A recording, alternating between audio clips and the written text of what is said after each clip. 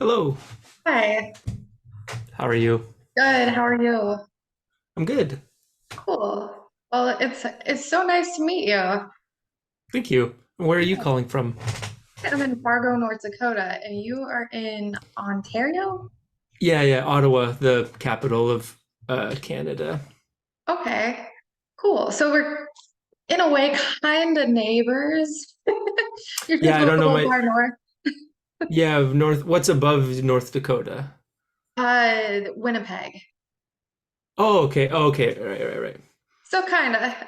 Yeah. It's all very, very vast. Yeah.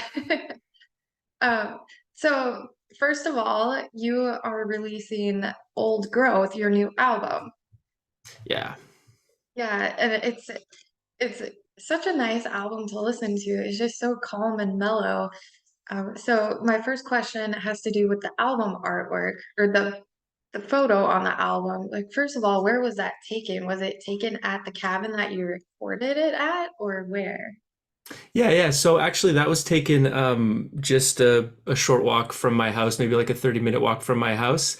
I try to use in most of my albums, I try to use artwork from Ottawa, from nearby. I think I'm lucky because Ottawa is there's a lot of nice nature. There's a big river going through it.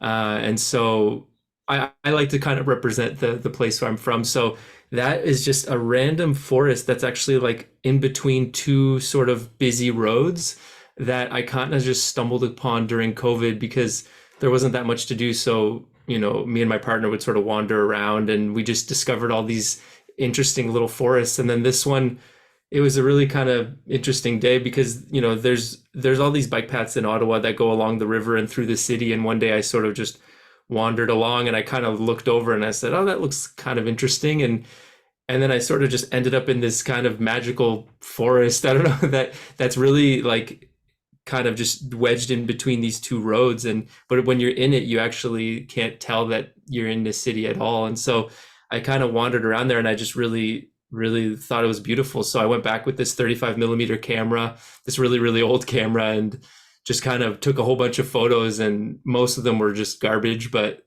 I think that one, the one that was the cover, ended up being, I think, the first one I took, or one of the first ones I took. And when I saw it, I thought, oh yeah, that's it. Just has a real kind of, I don't know, a real vibe to it. I wouldn't call myself a photographer by any stretch. I just sort of point and click, and but that one turned out really nicely. And I thought, it has a nice kind of inviting sort of feeling. Like the whole album is sort of this sort of journey that kind of begins and ends in the same place. And I just thought that image was quite like evocative. So, but yeah, it was just like down the street from my house, and I haven't been back to that forest since then. So I'm worried that there's a lot of construction happening around it. So I'm a little worried that it's gonna get it's gonna get taken down. But I think it's still there. That's really cool. That's Places like that are so nice, though. Did it, when you were in that forest area, that spark any inspiration for some of the songs, was, or had they all been written? Yeah, actually, no. The material kind of came about over a long stretch of time. So I think by then it had been recorded. I think so. Yeah, it was sort of in that kind of, I believe it was like fall 2020. So it actually had all been recorded, and that just sort of, I didn't really know what I wanted the artwork to be. And then when I ended up there, I had the idea. So it really kind of came at the very end.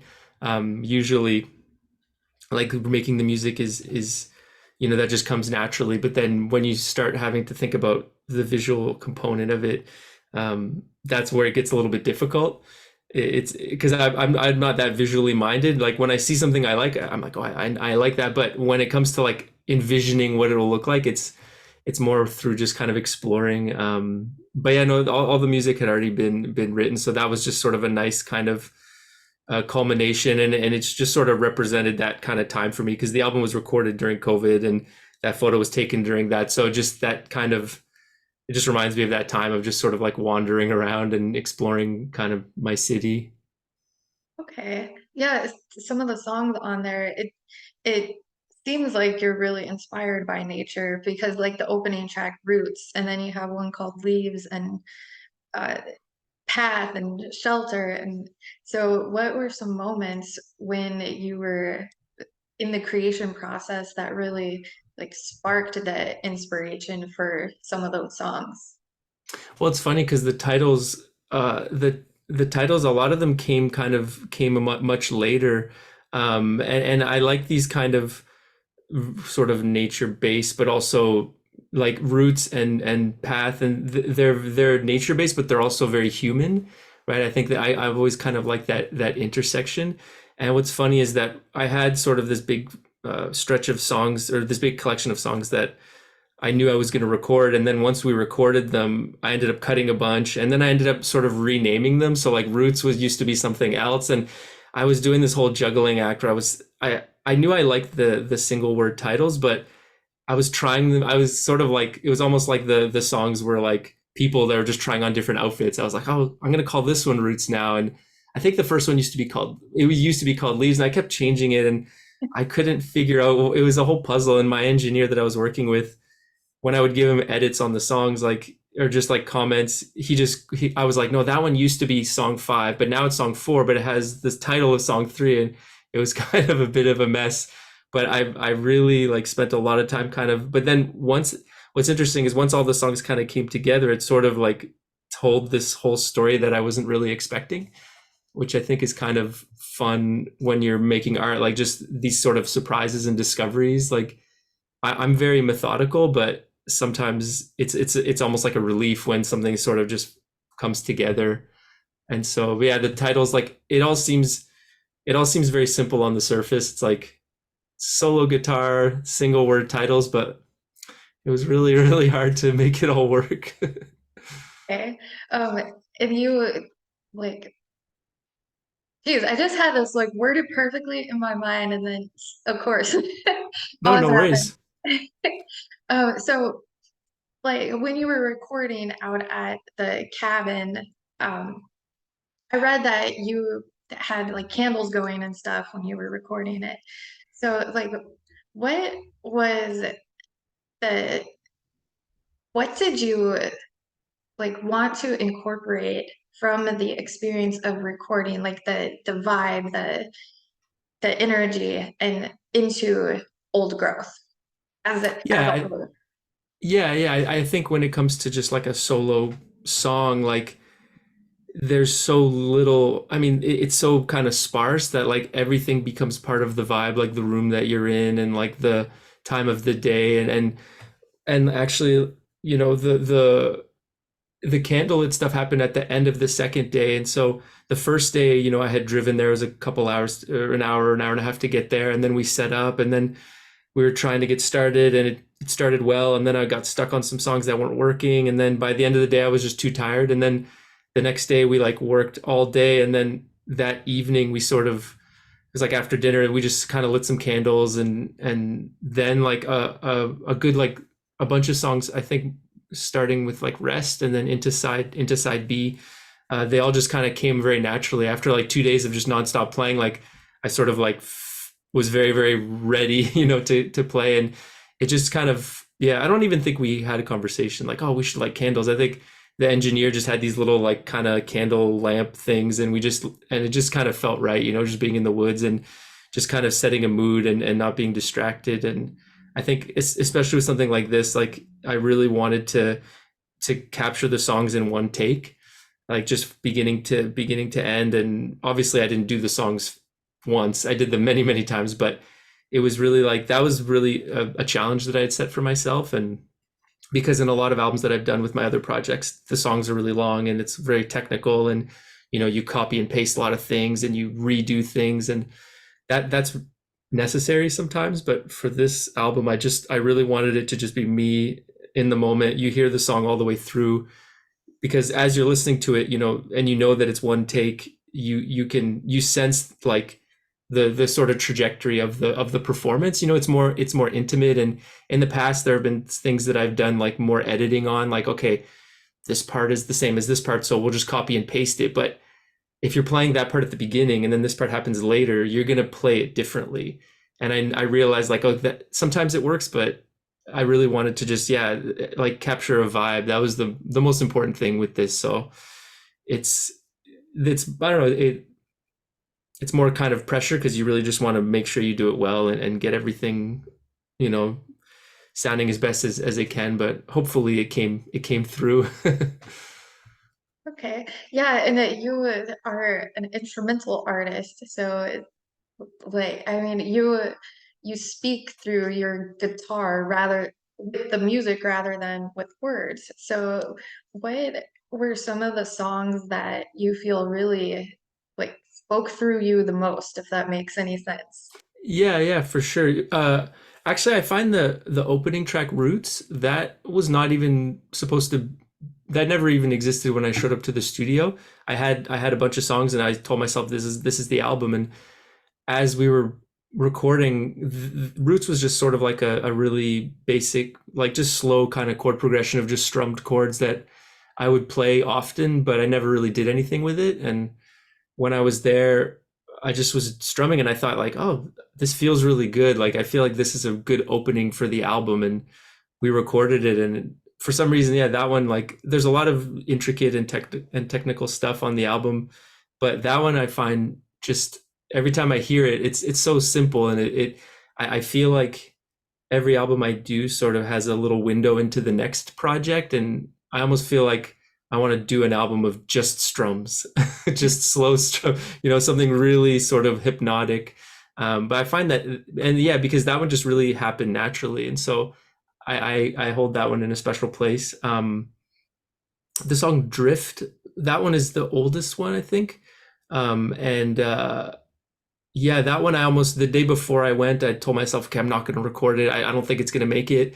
And then when I got there, that was in one of the sort of evening sessions, and I managed to just play it in a just, I don't know, it just sort of, the mood kind of worked, and it just happened really fluidly. And so that one's a very personal one, and it's a very old one, and it's one again it almost just didn't make it. And then when I recorded it, I was really happy. I was like, oh, I'm glad that this one made it on. I think each one has each one is sort of a little window into moments in my life. And but yeah, that one I would say Drift and Roots, those two are pretty like, those were the ones that came to my mind, I guess. Okay.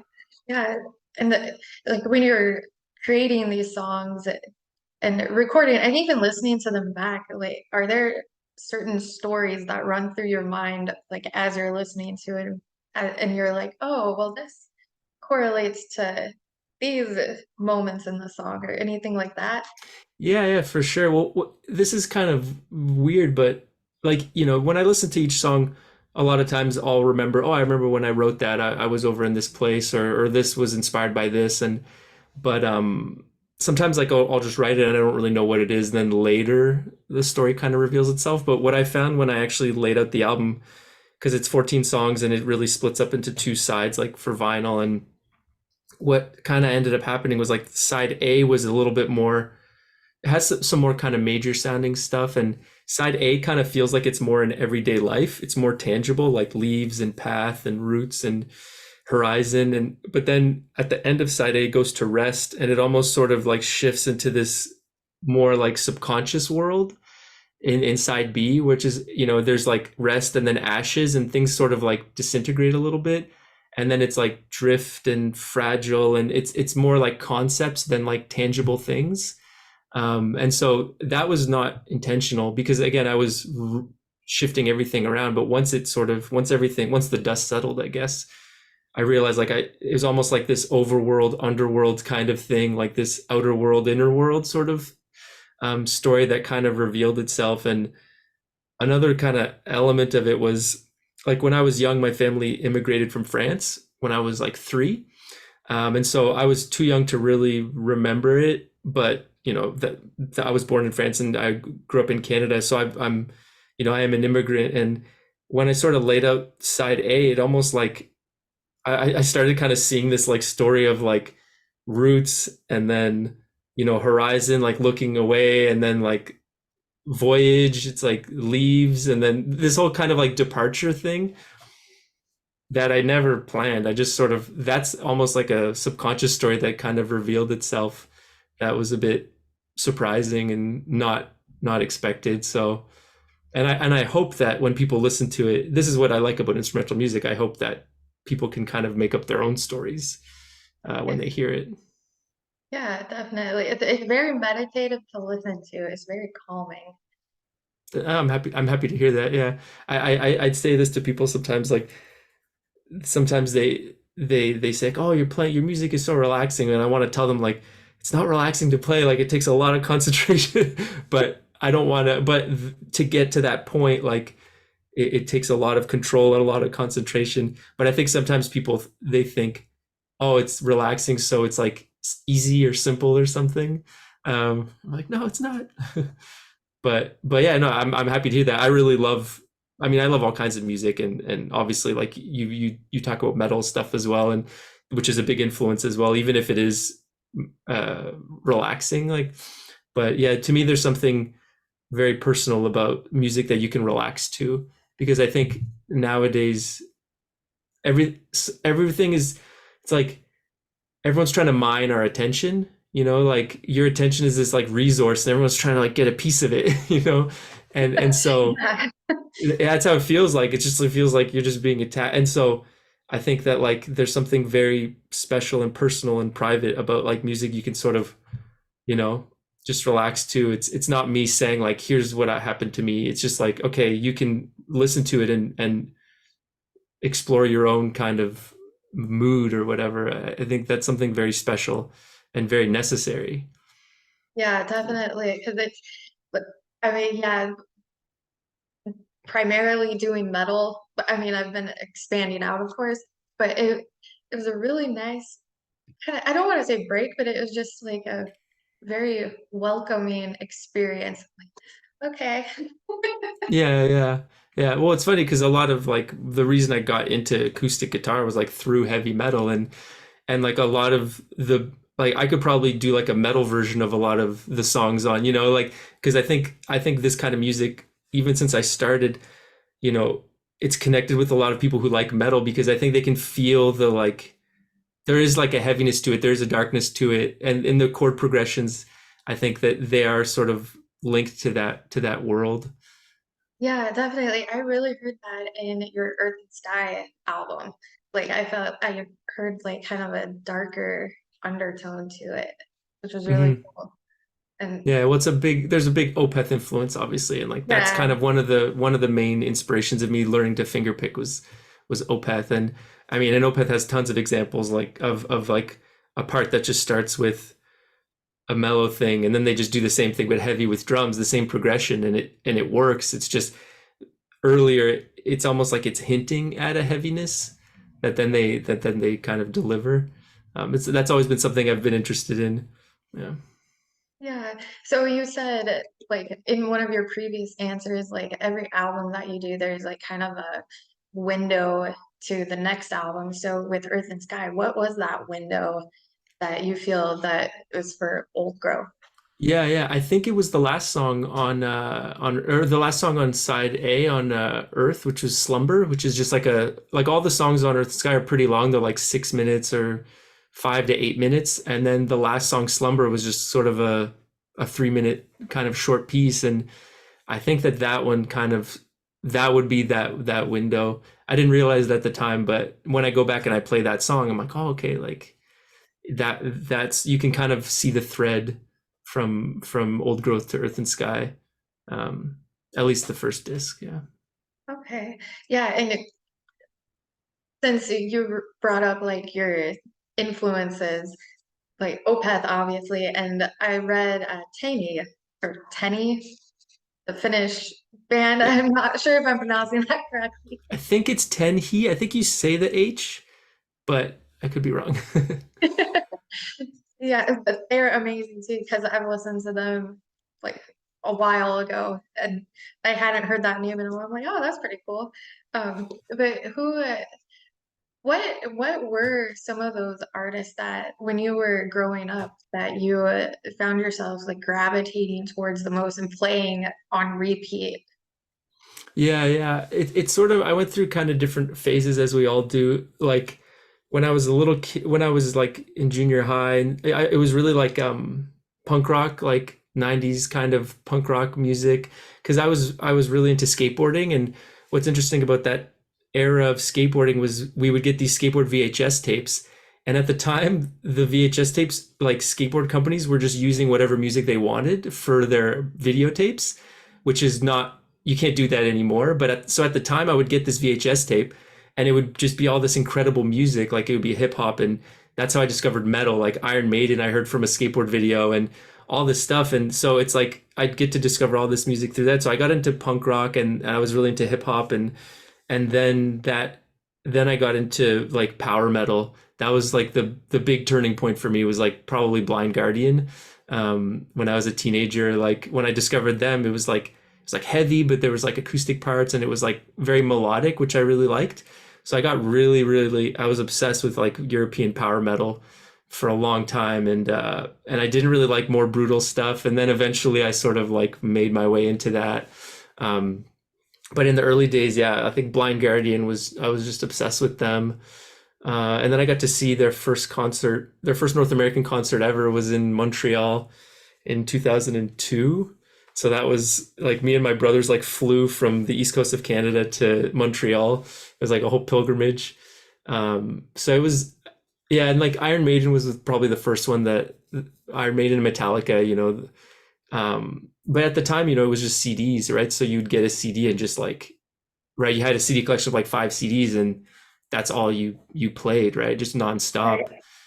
And so I think now it's like harder to just listen to something on repeat because there's always something else you want to discover.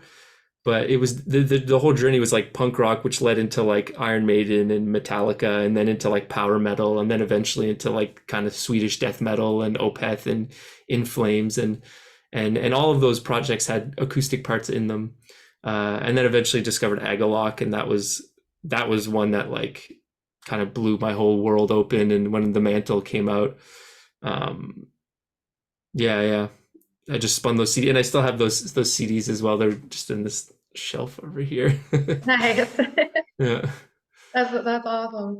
Yeah, and you also have a couple of other projects too. Like you have the Night Watch and you have Muskox. And so like with Muskox, because that one is another instrumental project, but there's more like symphonic aspects to it. Yeah. Like so when you're creating music with Muskox, like how how is that vibe different from your solo work? Yeah, with Muskox, Muskox started as a solo project, so the first record was just a solo record, and then I ended up meeting this amazing cellist, Raphael Weinroth Brown, who's just like plays with everyone now. He plays with Leprous and just does his own stuff and does session work. And so originally the first album was just a solo record, and then we've written two records since then. And that process for those two records at least was me kind of just writing a whole bunch of guitar songs and then giving them to him and then him writing string arrangements and doing some rehearsing. But for the most part, it was sort of like I give him kind of this chunk of music and then he adds strings and then arranges things and then we meet up and discuss. So uh, that's been that kind of process, and we've done that for the last two records. And I think we're at a point where it was very kind of separated. Like I would write a thing, give it to him, and then it would take a few years and he would write all this stuff and then we'd meet up again. But I think now we want to actually sit and get a little more into it together, or maybe even start from scratch.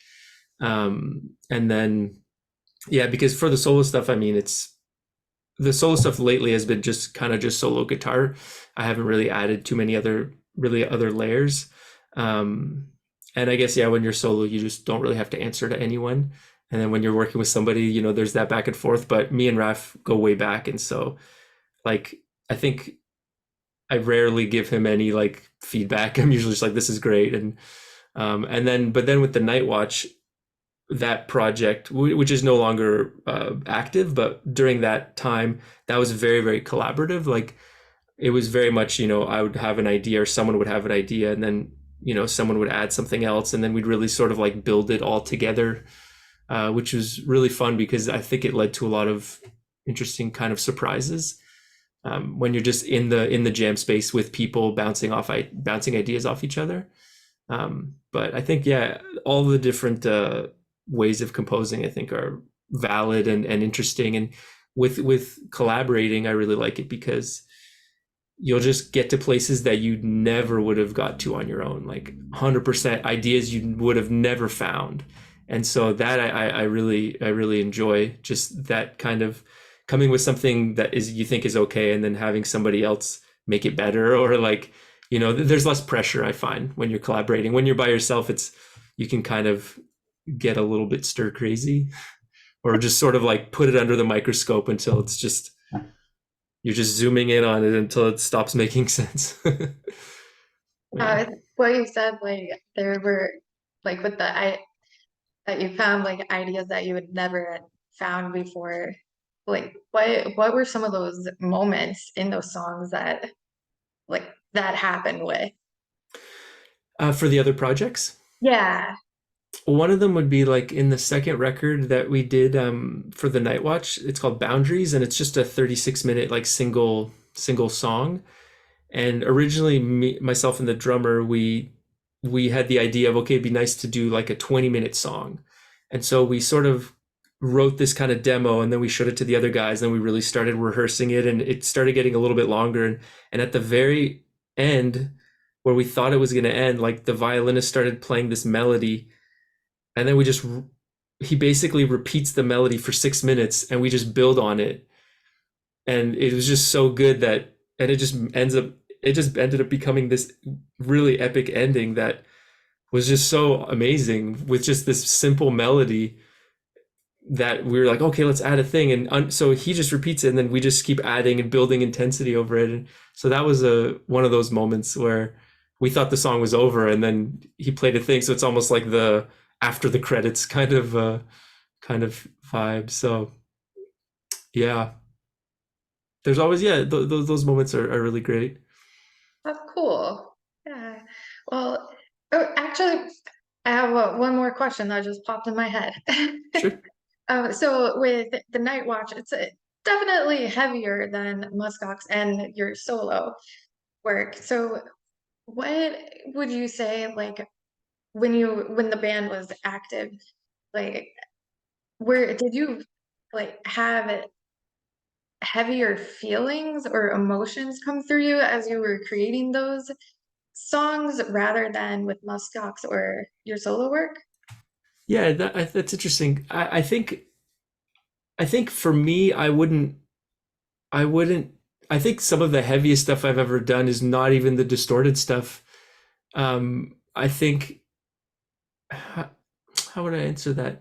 The the distorted stuff, I think it adds sort of an intensity to it, which sometimes isn't even angry or sad. Sometimes it's actually like really happy or really like triumphant. I think some of the heavier stuff that I've done has been some of my acoustic stuff in terms of like emotional content. I think the Night Watch was emotional, but I think it was a bit more. I don't want to say it was less emotional than the other projects, but I think it was a little more cinematic. It was a little bit more, there was heavy emotions in there, but I think also we were telling stories, so we were almost using it to explore kind of ideas that didn't have anything to do with us, almost like more just kind of a fantasy element to it. That was a big part of it. Whereas I think with muskox especially, that is tied in with like a little bit more heavy sort of real life kind of things. But yeah, I think it's different when I think about, especially with the Night Watch, where it was a collaboration with four people. Um, everyone's bringing their emotional weight to the pieces. So you don't always know what that is, right? So I know in certain moments, like, oh, that song represents this to me, and that was intense. But then somebody's playing over top of that, and they don't know necessarily what I'm bringing to it. Um, so yeah, it's kind of interesting the way sort of emotions and ideas can just weave together. I think a lot of the Night Watch stuff was a little bit more exploratory, like showing up and playing and just seeing what happens. Whereas with the last two, with Muskox, it was, and my solo stuff, it was a lot more kind of, okay, this is what I'm feeling right now. This is kind of, but yeah, but it's always different because sometimes you'll write this music and you don't really know where it's coming from, and then later you can reflect like, oh, that was going on around that time.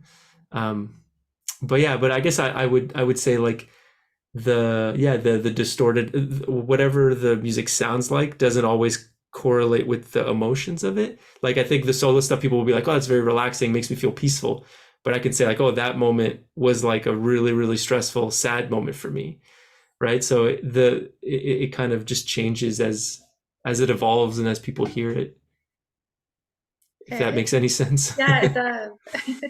Yeah, well, those are all of my questions that I have. For now anyway. Sure. Till the next time. Yeah, yeah, yeah. Well, thank you so much for taking the time to listen and to ask questions. It's always fun to talk about this stuff and hear other people's perspectives on it as well. Yeah, thank you for taking the time to do this. So, do you have anything else you want to get out to the world about old growth? It comes out July 21st, so I don't know if this will be out before or after, but it comes out July 21st. It's available on vinyl. There's going to be tab books as well. Um, if you're a metalhead who likes acoustic stuff, like folk metal or like Opeth or the acoustic side of metal, I think it'd be worth checking out. Um, yeah, and and yeah, check out Muskox and the Night Watch as well. And myself and the drummer in the Night Watch have a new project coming, so we'll be announcing that in a bit. But yeah, I think just keep supporting music. Keep, whoever you're listening to, take the time to send them a message and tell them you appreciate them, and that goes a long way. Because I think as musicians, it can feel very strange where you put something out and the online hamster wheel is just spinning endlessly and it can feel like, what, did anyone hear this? And but then like when one person says like, oh, like I heard it and I was going through the woods and it made me think of this, like, just it's always nice to hear that people appreciate it and connect with it. And I always love hearing what people, what kind of stories they came up with when they listened to it. Yeah.